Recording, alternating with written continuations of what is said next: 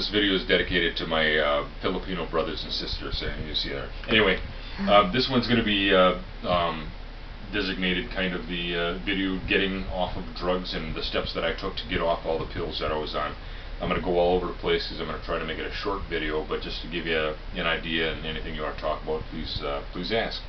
But some of the drugs that I was on 8 years ago when I decided to finally make a major lifestyle change was albuterol, atenolol, Zoloft, aspirin, of course, which people don't consider a drug, but it's very much so, Lipitor, and Randanine, if I'm pronouncing that right.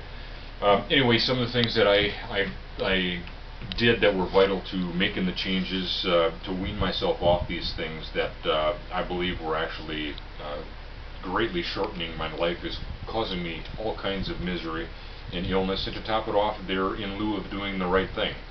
So anyway, first thing by anybody's stretch of the word of knowledge is knowing what the facts are and studying and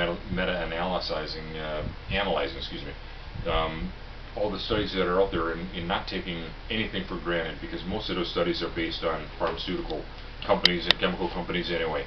So you've got to know your studies and know the full scope of the study that you're talking about, whether it's statin drugs or whether it's albuterol for lungs or whatever it might be. So anyway, knowledge is power. More than anything, of course, for me is faith. That deals with everything from fear in having the strength to do the things that the person needs to do to make those changes, and also to be able to be, though you need support, sometimes it's very hard to come by. You have to have that ability to at times stand alone, and with faith that gives you absolutely that ability to do that. Because in this world, some of these things making these changes are, you're definitely the minority, not the majority of people. So anyway, the first thing that I really did in, let's say, the fall of '03 was to educate myself, starting with one book that we'll go over some other time, and then finally to take that education with my faith and start eliminating the junk that I ate. So no junk, in other words, processed food, microwave food, things outside of natural foods and raw foods. So none of that. I threw my microwave out, as a matter of fact, way back when, and haven't needed it or wanted it since then. The other thing is I concentrated on alkalizing foods, which we'll go into another time, which are, generally speaking, vegetables, greens, fruits, stuff like that. Raw foods, natural and clean foods, which of course you don't have to buy all organic. It's great if you can, but most people can't afford it. So you find as clean a food as you can find from local farmers markets or whatever it might be, and clean them as best you can. Vinegar, lemon, and hydrogen peroxide are a great mixture to clean off the wax, pesticides, and chemicals that are on those on most store-bought products. The best tool that we're going to go over, like the video that I did before, some of the tools to health that I believe are critical. They were for me, and I don't think anything was more important probably than the juicer. And the main reason for that, I prefer the Jack LaLanne one. That works best. It's cheap, inexpensive, I should say, you can get so much of the alkalizing foods that detoxify, plus give you the nutrients that you need. Supplementation is something that is also critical. I started taking, at that time, milk thistle for the liver, which anybody that has dealt with alcoholism or cirrhosis, or anybody that's on any types of drugs, period, has to deal with your liver first. That's critical because that does all the detoxifying and stuff for the drugs that people are taking. B complexes, magnesium, calcium, potassium, iodine is also critical, and sea salt, of course. People underestimate the power of sodium. Gotta have it. You just don't have to. You can't have the junk or the white stuff that's on the table like Morton's or anything. You gotta have sea salt with the trace minerals. Cod liver oil, valerian root, St. John's, DHEA, things like that.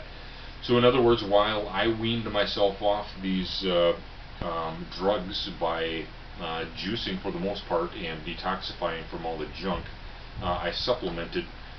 So as I was weaning myself off of Zoloft, for instance, I was taking things that are natural antidepressants or anti-anxiety, which are magnesium, of course, the best one out there. And that's what most people with depression are deficient of. So magnesium, even using valerian root here and there, Melatonin, of course, is a major one. So so I had to have that balance in there. The key, basically, I could go on about this, and I'll share some of the things, my own experiences, in other notes and in other videos. But I started this process in the fall of '03, I believe it was, and by May 11th of '04, it was my intent to be drug-free of all sorts. And actually, by the time the beginning of March rolled around, I was completely drug-free. I was off all of the 6 drugs that I was on for many years, and for symptoms that I've had for many of them for decades. Virtually all the symptoms were gone. Virtually all the need for, well, there was no need, but virtually all the side effects that come from these drugs were absolutely gone, and I felt better than ever. To top it off, I ate more than I ever did, and I lost weight from 214 pounds to about 165, whatever it is. So anyway, that's a start. That is how I started my lifestyle change, and changed my life, actually, and got myself off of 6 deadly, as far as I was concerned, lifetime pills. So these are things that I was told I'd have for the rest of my life, and I eliminated all of them within 6 months, and eliminated basically the so-called diseases that go with them. So anyway, that's my story. You know, I never suggest anything that people go off drugs without consulting their doctor, but that's everybody else's business. I did not, because of my own experience. Doctors had no interest in helping me at that point. As far as supplementation goes, they didn't even express the importance of magnesium, calcium, potassium for my arrhythmia that I was having. That at that time also was eliminated, and for me it was too late because I already had a defibrillator. So hopefully this gives some people some hope that you can make those changes with the way God-given food and God-given thoughts, that with faith and knowledge that you can do wonders. You can do miracles, and they open up for you. So God bless, and we'll talk again. Thanks. Bye-bye.